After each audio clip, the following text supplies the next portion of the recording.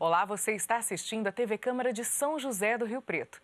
Eu sou Thaís Machado e desde já agradeço a sua audiência e companhia aqui no canal 4 NET Claro e também 28.2 em sinal aberto e digital. Se você nos acompanha pelas redes sociais, o YouTube, por exemplo, não se esqueça de se inscrever e ativar o sininho das notificações. Assim você fica por dentro de toda a produção da nossa emissora.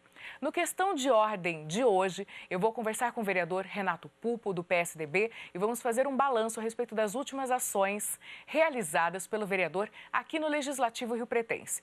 Vereador, obrigado por ter aceitado o nosso convite remotamente, não é, seguindo todos os protocolos sanitários, e vamos a mais uma entrevista aqui na emissora. Legal, Thaís. Eu é que agradeço aí pela oportunidade de estarmos conversando com você. A gente está conversando com a população que nos acompanha. E você sabe que eu sempre gostei da transparência, então esse é o seu programa informativo e que nos dá a oportunidade de mostrar um pouquinho do que a gente está fazendo e por quê, né? Que tudo que eu faço eu gosto de dizer o porquê que fiz ou porquê que deixei de fazer. Então, muito importante esse nosso bate-papo. E esclarecer também aos munícipes, não é, vereador? Porque muitas vezes o cidadão tem algumas expectativas a respeito do trabalho do Legislativo que, na prática, não funcionam como idealmente as pessoas imaginam. Então, aqui é uma oportunidade da gente também educar o cidadão e falar como funciona o trabalho de um vereador. E eu gostaria de começar falando a respeito dos projetos protocolados, os projetos que estão transitando aqui na casa. Começando por uma proposta do senhor que determina que os conjuntos habitacionais construídos aqui na cidade devem determinar, não é, que as construtoras responsáveis pelos serviços garantam, no prazo de 5 anos, o destino adequado dos resíduos da construção civil. Essa é uma questão problemática para a cidade? Sim, Thaís, por isso que eu me debrucei, estudei muito esse assunto, estive em reunião com engenheiros, com o secretário de Serviços Gerais, e conseguimos aprovar esse projeto, mas, lamentavelmente, apresentaram uma emenda que desfigura um pouquinho o projeto. Por que eu fiz esse projeto? Foi muito bom você ter tocado no assunto. Participando de inaugurações desses conjuntos habitacionais, principalmente aqueles que eram do programa Minha Casa Minha Vida e agora o programa Verde e Amarelo, a gente via um problema consistente no acúmulo de resíduos sólidos da construção civil logo após a entrega das chaves, porque, para quem não sabe, esses empreendimentos são feitos com casas boas, porém modestas, e todas elas sem muro. E a grande maioria dos contemplados, assim que recebe a chave, eles começam a murar a casa e muitas vezes aumentar um pouquinho. E aí não tem onde descarregar, depositar os resíduos sólidos da construção civil. Então, em uma dessas inaugurações, eu tive essa ideia, conversei muito com o secretário de Serviços Gerais, o secretário Ulisses, que apoiou a ideia de fazermos um projeto para que a empresa responsável pelo empreendimento fizesse, em cada um deles, um mini ponto de apoio para o descarte desses resíduos da construção civil, os resíduos sólidos, e depois o remanejamento, assim que atingisse sua capacidade de armazenamento, o remanejamento para um verdadeiro ponto de apoio. Mas, infelizmente, a Casa, ao aprovar o meu projeto, colocou uma emenda dizendo que isso não se aplicava a esses empreendimentos do Minha Casa Minha Vida ou programa do Conjunto Habitacional Verde e Amarelo, ou seja, o projeto ficou inócuo, sem utilidade nenhuma. Justamente aquilo que ele visava solucionar não vai ser atingido por ele. É uma pena, mas a gente está estudando alguma coisa aí para tentar retomar a discussão. Então, se nesse caso o projeto não se aplica aos residenciais que o senhor citou, se aplicaria a quais conjuntos habitacionais então, vereador? Então, é isso que eu queria saber. No dia eu perguntei para o autor da emenda, mas ele também não soube responder. Eu acho que para não votarem contra o projeto, que seria uma coisa muito impopular, que é um projeto de grande apelo ambiental, então, para não votarem contra o projeto, eles simplesmente desfiguraram o projeto. De cara, eu ainda fiz algumas modificações, atenderam alguns apelos deles, né, só para empreendimentos com mais de 500 unidades e também empreendimentos horizontais, que são aqueles que mais têm as reformas. E achei que tivesse aí chegado a um consenso, mas fui surpreendido com essa emenda em plenário, que desfigurou o projeto. Então, ele é um projeto, aquilo que a gente chama de natimorto, infelizmente. E é também importante que o nosso telespectador compreenda que quando um parlamentar propõe, né, uma matéria que é tramitada aqui na casa, que é aprovada ou não pela casa, de fato precisa desse apoio dos demais vereadores, né? Renato, não é só uma iniciativa particular, uma iniciativa individual. A consistência da opinião também é importante. A gente vai continuar acompanhando, se caso o senhor aí proponha outras adequações a esse mesmo projeto de lei, a essa lei já aprovada, a gente está aqui também para repercutir e dar o feedback à população. Agora, uma outra proposta que eu acho importante a gente ressaltar é a proposta do programa de hortas comunitárias. Seriam hortas estabelecidas em terrenos públicos do município, é isso mesmo? Exatamente. É uma forma de você aproveitar as áreas públicas ociosas e fazer valer também a função social da propriedade, né? Então, você poderia atingir até áreas privadas ociosas, já que a Constituição fala em função social da propriedade. Isso evita que essa área fique, por exemplo, sendo mal utilizada, até mesmo relacionada com o assunto anterior, para depósito, né, para descarte de lixo, de material inservível, evita crescimento de mato, que nessa época de estiagem não incomoda tanto, mas na época das águas ele é constante e atrai bichos, insetos, escorpiões e tudo mais. Então, essa horta comunitária evitaria isso também. Sem contar que produz alimento, e nós conseguimos aprovar já esse projeto em primeira discussão quanto à legalidade. Esse projeto foi para casa com 3 pareceres favoráveis dos membros da Comissão de Justiça, inclusive da diretoria jurídica da casa, que é muito criteriosa. Alguns vereadores sugeriram algumas emendas, mas eu pedi a eles que tudo bem, mas que tomem cuidado para não tornarem o projeto ilegal, né? Então, essas emendas não podem onerar o Poder Executivo. E também marquei, por isso eu não tenho pressa para votar o mérito desse projeto, eu marquei uma reunião com o secretário de Agricultura para a gente conversar a respeito, ele vai até auxiliar de que forma esse projeto pode contar com o apoio da Prefeitura para que a gente possa aperfeiçoá-lo. Mas é um projeto, como eu falei, ele tem um cunho social e também ambiental. Bem, de acordo com o texto da matéria, como esse projeto funcionaria na prática? O senhor já citou aí que seria um terreno não ocupado, né, para as atividades da Prefeitura. E quem plantaria, os subsídios para essa pessoa? Na prática, como é que funciona essa proposta? Essa proposta, né, você falou do subsídio, ela não tem ônus para o Executivo, porque se onerar o Executivo, aquilo que você falou no começo da nossa conversa, às vezes a gente quer fazer algum projeto, mas a gente esbarra na questão da legalidade. Então, o Legislativo não pode criar ônus para o Poder Executivo, principalmente quando aquilo não está na Lei de Diretrizes Orçamentárias aprovada no ano anterior. Então, seria uma horta cultivada por voluntários e a participação do município seria adquirindo os produtos dessa horta para a merenda escolar. Então, aí sim, ao adquirir, que é um gasto que o município já tem, ele adquiriria dessas hortas comunitárias, ele vai estar dando retorno financeiro para esses voluntários, porque também não é justo exigir dos voluntários que eles plantem, consumam seu tempo e ainda tenham prejuízo com isso. Então, a contrapartida do município seria a aquisição dos produtos dessa horta para a merenda escolar. E aí haveria um cadastro para que os munícipes pudessem fazer, então se colocar à disposição para cultivar essa horta? Como seriam escolhidos os munícipes que plantariam nesses espaços? Dentre os voluntários serão selecionados, e esse é um dos pontos que eu quero conversar com o secretário de Agricultura, Pedro Pesuto, como eu falei agora há pouco, né, nós pretendemos melhorar algumas coisas que eu havia colocado ao final do projeto, que o Poder Executivo regulamentaria o projeto. E nessa regulamentação, um dos pontos seria esse, a forma de seleção. Mas eu vou conversar, antes de irmos para a segunda discussão, que é a votação do mérito, eu vou conversar com o secretário Pedro Pesuto, para ver se a gente, se for necessário, a gente já faz alguma emenda agora mesmo, para não ficar dependendo dessa regulamentação posterior. Perfeito.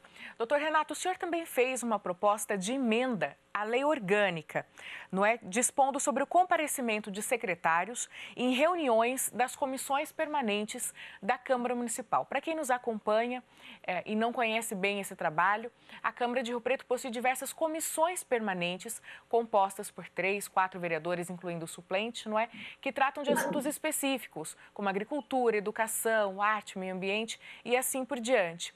A sua proposta determina que esses secretários devam comparecer regularmente a reuniões com essas comissões para prestar esclarecimentos? Sim, mas antes vamos voltar um pouquinho no tempo. Ok. Nós temos, uma das funções do Poder Legislativo é a fiscalização dos atos do Executivo. E acho que no município essa função ela é até mais acentuada, porque o poder de legislar é muito pequeno. Às vezes as pessoas vêm, apresentam algum assunto relevante para a gente, peçam que a gente faça alguma lei a respeito daquele assunto. Como, por exemplo, trânsito, que é uma coisa que está diretamente relacionada com o dia a dia de todo mundo, consumidor. Mas esses dois assuntos, segundo a Constituição Federal, artigo 22, inciso 1, são de competência da União. Então, o município não pode legislar a respeito disso. Aí, algumas outras coisas são de competência do Estado e sobra muito pouco para o município. Então, a principal função do legislador municipal, na minha opinião, é a função fiscalizatória. Só que a gente tem enfrentado dificuldades. Então, surge um assunto polêmico, como estava surgindo aí nessa época de pandemia, ônibus lotados. Eu fui em loco, fui visitar o terminal urbano, constatar em loco o problema, e de fato existe, a gente recebe muitas reclamações. Aí você quer chamar um secretário para prestar os esclarecimentos. Você raríssimas vezes consegue convocar um secretário. Ele não passa, precisa dos votos da maioria da casa, e essa convocação não passa. Aí você tenta um convite. Enfrenta menos resistência, mas também enfrenta. Só que o convite não é o ideal, porque no convite o convidado vai lá, faz a explanação dele e vai embora. Não é aberto o espaço para os questionamentos, para as perguntas. Então, não é o ideal. Mesmo assim, a gente tem tido dificuldade para aprovar convites de secretários. Então, eu fiz uma emenda à lei orgânica do município que obrigava os secretários a comparecerem periodicamente na Câmara, uma vez por semestre, pelo menos, para, numa sessão exclusiva para aquele fim, ser inquirido pelos vereadores a respeito de determinados problemas relacionados à sua pasta. Só que esse meu projeto foi rejeitado em plenário. Acreditem. Então, agora, eu estou reapresentando e modificando. Não é o ideal, mas é aquela história, já que a gente não pode tudo, né? Vamos ver o que é possível. E, então, estou tentando esse comparecimento periódico nas comissões permanentes. Então, por exemplo, o secretário de Saúde, ele vai na Comissão de Saúde a cada 6 meses prestar esclarecimentos relacionados à sua pasta. O secretário de Trânsito, Transporte e Segurança vai na Comissão de Trânsito, Transporte e Segurança, o secretário de Esporte, o secretário de Educação e tudo mais. Então, se a gente tiver êxito, é uma forma da gente diminuir o distanciamento que existe entre os vereadores e alguns secretários. Bom, como o senhor mencionou, a questão da fiscalização que os vereadores devem realizar é uma das premissas do trabalho legislativo. Não somente de propostas, de projetos de lei complementar vive um vereador, não é isso, doutor Renato? E outra ação também que é bastante comum é aquela ação que homenageia iniciativas importantes para a vida da cidade, né? Ações que prestam, que saudam, que destacam ações importantes para a vida no município.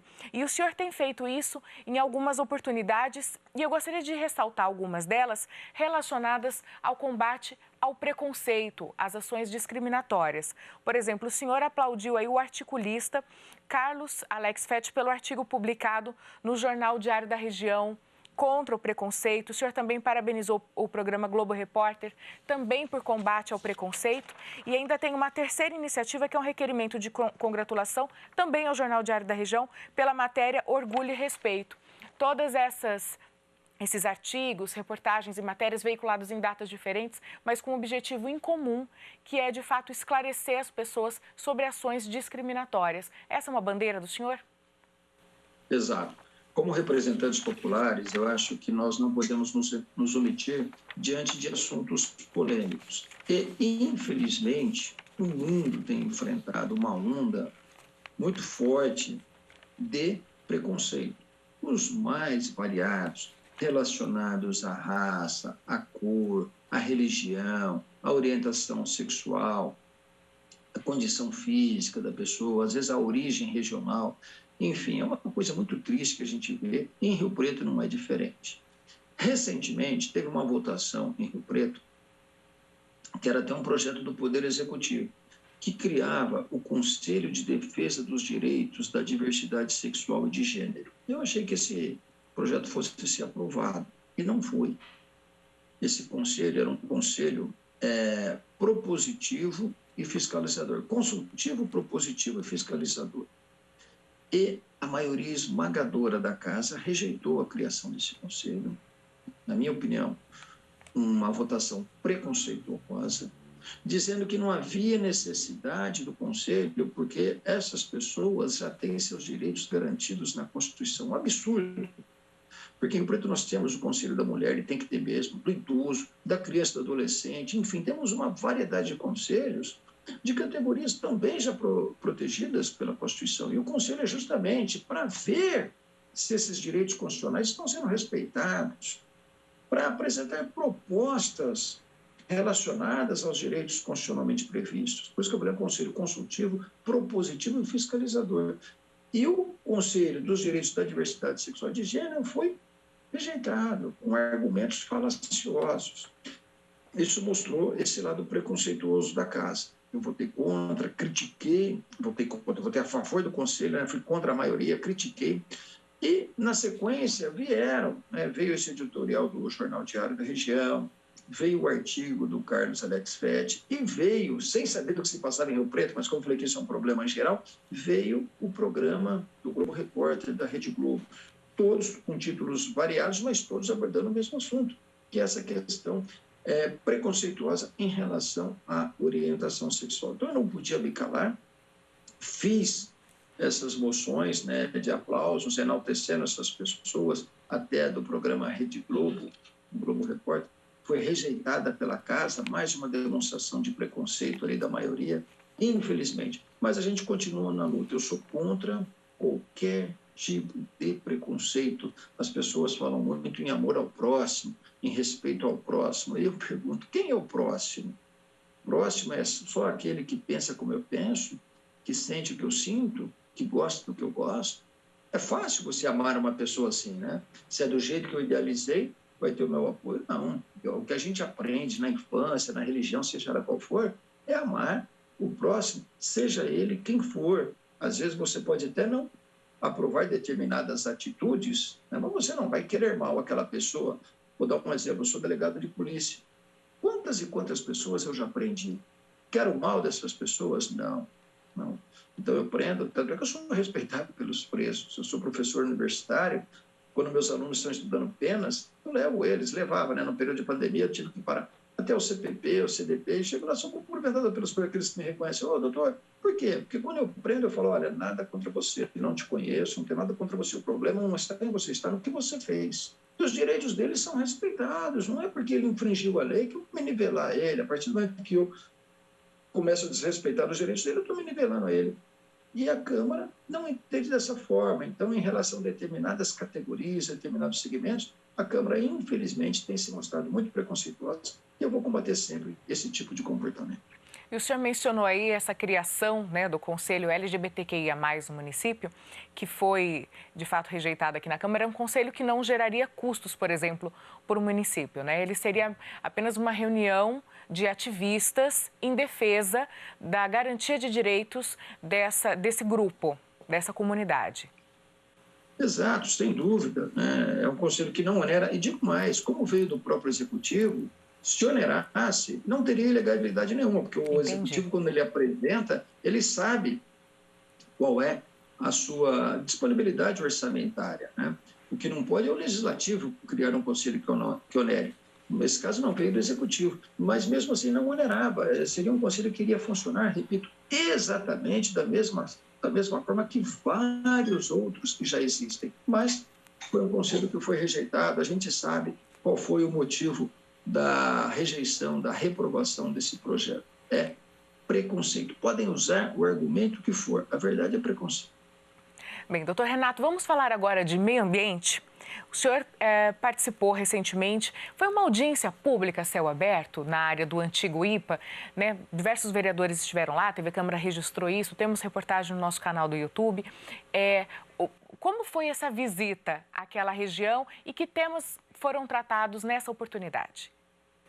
Bom, aquela é uma região muito importante da cidade e é uma região que tem um significado para o Estado de modo geral. É uma área verde muito grande, onde já funcionou um presídio, né, o IPA, um estabelecimento rural, uma colônia rural para os apenados do regime semiaberto. E hoje ela está ali recebendo alguns investimentos, Partec, mas tem ainda uma área que é reservada à floresta do Noroeste Paulista e que tem sido vítima de incêndios, não se sabe se criminosos ou acidentais, mas nós tivemos o ano passado um incêndio que durou dias ali, consumiu boa parte da floresta. Então, nós tomamos aí a iniciativa, eu havia feito já uma visita ao local e conversamos a respeito de medidas preventivas para evitar que o problema se repita nessa época de estiagem, porque não adianta a gente ficar lamentando depois que acontece, a gente tem que se adiantar. Então, eu fiz intervenções, parte daquela área é do Estado, mas eu fiz intervenções junto à Secretaria de Agricultura e o secretário Pedro Pesuto foi muito receptivo para que fizéssemos o básico, já que o Estado aqui não tinha estrutura para fazer. O que era o básico? Roçada de mato e o aceiro. O que é o aceiro? Aquela limpeza do terreno. Foram feitos aceiros de 6 metros, então o terreno fica limpo na terra, para evitar que o fogo se alastre e passe de um lado para outro, caso venha a acontecer. O ideal é que não aconteça, repito, mas se vier a acontecer, você tem que ter medidas preventivas para evitar um descontrole, né? Além disso, naquela ocasião, nos foram feitos alguns pedidos, alguns deles, coincidentemente, relacionados a assuntos que eu já vinha defendendo, como, por exemplo, a construção de calçadas naquele local, que deixa o local mais bonito, mais aprazível, um aproveitamento muito melhor e que também serve como uma forma de contenção do alastramento de fogo. Eu já tinha pedido nesse sentido, tinha pedido inclusive de ciclovias para o local, já que Rio Preto aí com o anel viário ganhou bastante ciclovias. Eu levantei essa bandeira faz uns 4 anos já. Eu me lembro que eu visitei Santos, Sorocaba, até mesmo São Paulo, que estavam bem à nossa frente nesse ponto. E Rio Preto hoje, graças a Deus, já tem bastante ciclovias praticamente fechando o contorno da cidade. Só que naquele trecho tão importante, que liga a região norte, através da Avenida Belardo Menezes, com a Avenida Juscelino Kubitschek, ali ainda não tem. Então, nós aproveitamos, eu já tinha feito alguns pedidos e voltamos a esse assunto também nessa ocasião. Doutor Renato, pode ser uma visão equivocada minha, mas quando o senhor fala de diversas iniciativas como essas mencionadas, o senhor usa a palavra ações básicas, né? Enfim, eu sinto que em 2021 ainda falta muito, a gente está muito atrasado. O senhor tem essa mesma percepção? Parece que a gente está tentando correr contra o tempo e resolver questões que deveriam ter sido iniciadas lá atrás. Você diz em que sentido, assim, de modo geral ou sobre algum assunto específico? Não, especialmente sobre a questão do meio ambiente. Por exemplo, quando o senhor fala do que precisa ser feito, né, são coisas que, de fato, deveriam ser realizadas já há algum tempo. Sem dúvida, sem dúvida. A questão ambiental, para você ter uma ideia, eu estou no meu 9º ano de vereança, né? Iniciando o meu 3º mandato. Desde o primeiro ano, eu tenho um envolvimento muito grande com a causa ambiental. Sou voluntário de alguns movimentos relacionados a plantio, que já plantaram mais de 8.000 árvores no município. O Muda, que a cidade muda, do Instituto Mudar, liderado pela Fernanda Sansão, e o Corredor Ecológico, liderado pelo Cesaltino. E, além desse plantio, a gente tem se preocupado com a manutenção das mudas.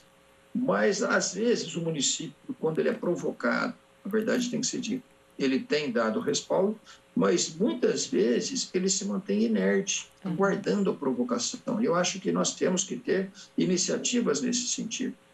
Visitei recentemente a Secretaria de Meio Ambiente, a secretária Kátia, além de entendida no assunto, é uma pessoa que tem muita disposição, tem uma equipe fantástica, só que a cidade é uma cidade muito grande, uma cidade de quase 500 mil de habitantes, então a gente acha que precisa ser dado mais estrutura para a Kátia, para que ela possa atuar. E, como eu falei, essa questão de queimadas foi um problema sério que atingiu o município, compromete não só a vegetação, mas como consequência disso, a qualidade do ar, então atinge a saúde, já vira uma questão de saúde pública em relação à qualidade do ar que a população está respirando. E eu precisei voltar lá para requerer essas medidas. Né? Às vezes a gente fala, não precisa pedir isso porque é óbvio. Mas eu aprendi na vida, Thaís, que às vezes o óbvio precisa ser dito, às vezes o óbvio precisa ser pedido. Então você tem razão quando você fala assim, que algumas coisas que a gente está requerendo e está conseguindo não deveriam nem ser assunto mais de tão óbvias que são. É, exatamente, por essa linha. Mas ainda bem que pessoas como o senhor, autoridades como o senhor, estão aí cobrando, observando, acompanhando, né? Porque se chegou nesse ponto, não pode continuar sendo levada adiante dessa forma. E como o senhor falou, a cidade é muito grande. Inclusive, aproveito aqui para fazer um parênteses e convidar a população a participar. Porque se o munícipe também tem ideias, tem sugestões, né? Eles podem trazer isso para a Câmara, podem trazer isso para o seu gabinete, para o gabinete dos demais vereadores, para que então faça-se uma ponte com o Poder Executivo. Sem dúvida, sem dúvida. E eu queria até aproveitar, não sei se está aparecendo na tela, mas deixar aqui o meu e-mail funcional, Renato Pupo, vereador, @riopreto.sp.leg.br. Eu trabalho muito com a ajuda da população, algumas pessoas que me conhecem, outras que não conheciam, mas acompanham e admiram o meu trabalho, e também daquelas que mandam mensagem para todos os vereadores, né? E a gente, na medida do possível, abraça, vai para cima. Muitas das minhas realizações têm a ver com com esse estímulo dos munícipes. Então, é muito importante. Eu acho que isso é um exercício de cidadania. A questão dos bolsões de estacionamento na Unip, por exemplo, que é um trabalho recente do senhor, também foi algo trazido pelos munícipes para o seu gabinete? Bom, vamos voltar um pouquinho, então. Eu tenho 2 bolsões importantes em Rio Preto, dos quais eu me orgulho muito. Um é aquele bolsão da Avenida Virgílio Dias de Castro, ali no bairro São Diocleciano. Eu gosto de fazer justiça que aquilo não foi uma luta única minha, mas não sei se os munícipes que estão assistindo o programa vão se lembrar. Ali no final de tarde, principalmente, o trânsito praticamente travava, porque a avenida era muito estreita. E aí entra essa questão que você falou, a provocação. Os munícipes começaram a provocar a mim e a outros vereadores. E tem uma grande amiga, que é a Cléia Rodrigues, que é moradora do bairro São Diocleciano, minha suplente na Câmara, chegou a assumir por um mês no mandato passado, e a Cléia me trouxe o problema, e nós começamos a lutar. Enfim, uma somatória de esforços, né? Eu falo que nesse caso aí, o resultado positivo foi decorrente de uma conjunção de fatores.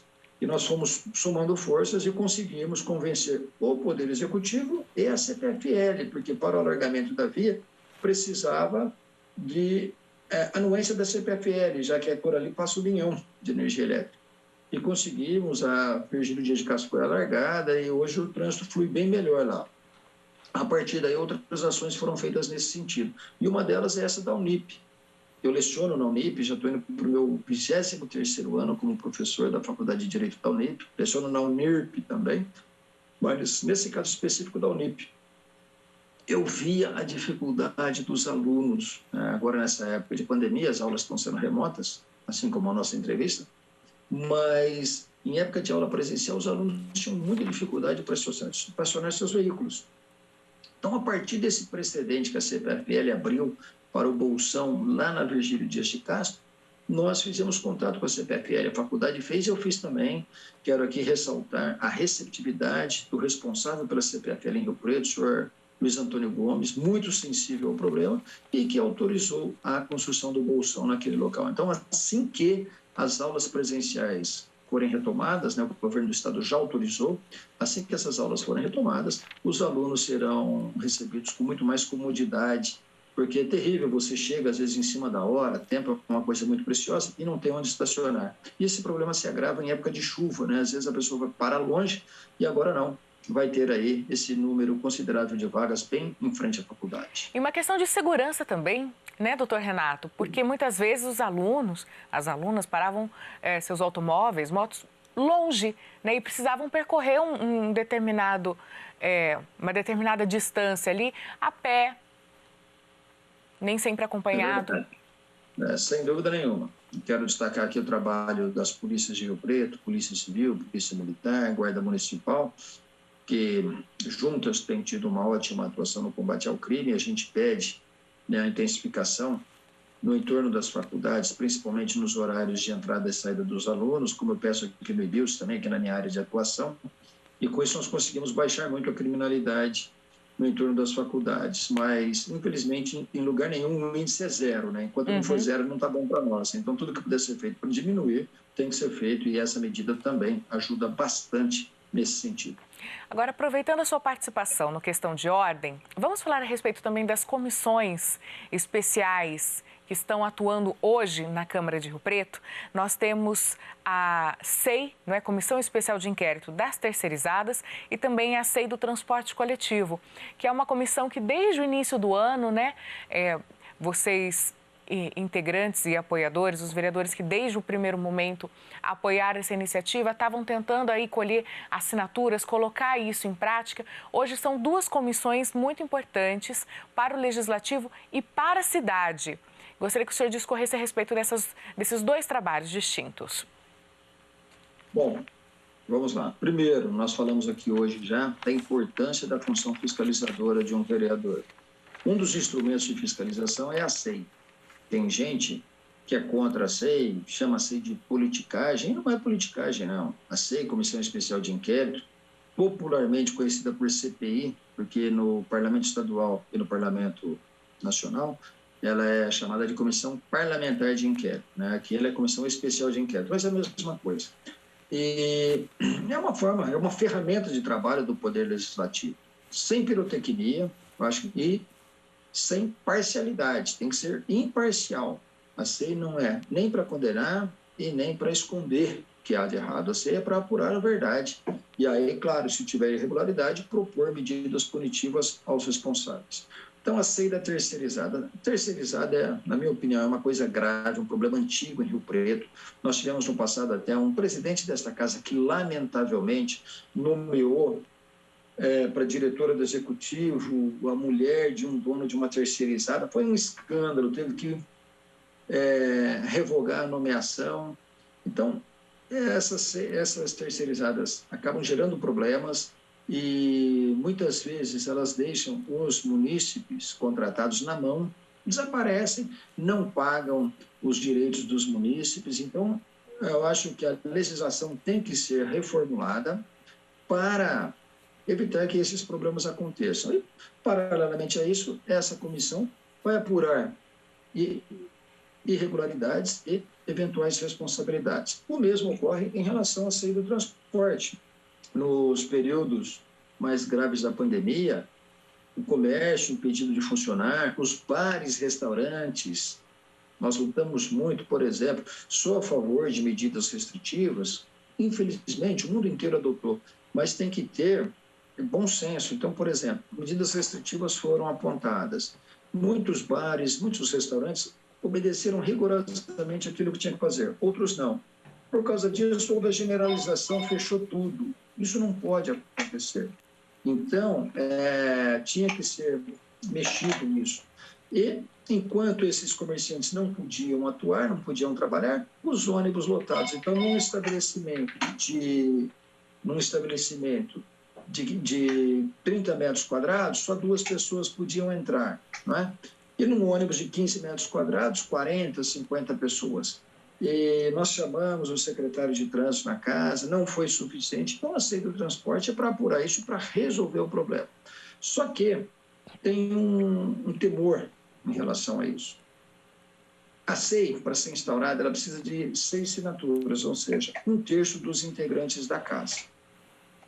Os proponentes, o vereador João Paulo Relo, na SEI da terceirizada, e o vereador Robson Risse, na SEI do transporte coletivo, tiveram muita dificuldade para conseguir as 6 assinaturas. Procuravam lá os vereadores e eles se manifestavam contra. Quando, com muito sacrifício, conseguiram a 6ª assinatura, e eu tenho orgulho de dizer que eu assinei ambas desde o começo, quando, com muito sacrifício, conseguiram a 6ª assinatura, outros vereadores que eram contrários correram lá e subscreveram, porque o nosso regimento, ridículo nessa parte, e ele foi alterado no passado contra a minha vontade, justamente para permitir isso, essa operação, eu combati, mas não consegui segurar, ele permite que depois de protocolada, ela fique 48 horas à disposição para receber assinaturas de quem queira aderir. Então, aquele que era contra, de uma hora para outra, ele vai lá, subscreve para entrar no sorteio, para compor a comissão.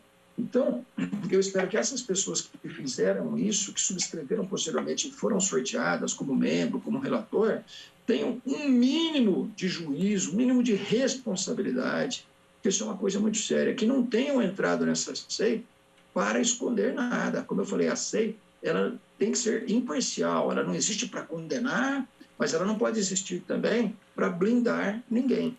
É uma responsabilidade muito grande, ela tem que apurar a verdade. E se o munícipe quiser acompanhar de perto o trabalho dessas comissões, vereador, é claro, algumas reuniões são transmitidas ao vivo aqui pela TV Câmara, a equipe de comunicação está toda envolvida nesse processo, a gente publica no site, no Facebook, no Instagram, mas indagações, questionamentos, críticas da população a respeito desses temas tratados pelas comissões também são bem-vindos? Sempre são bem-vindas. Nas comissões que eu presidi, eu sempre dei total liberdade, total abertura, transparência, é uma coisa que eu sempre defendi.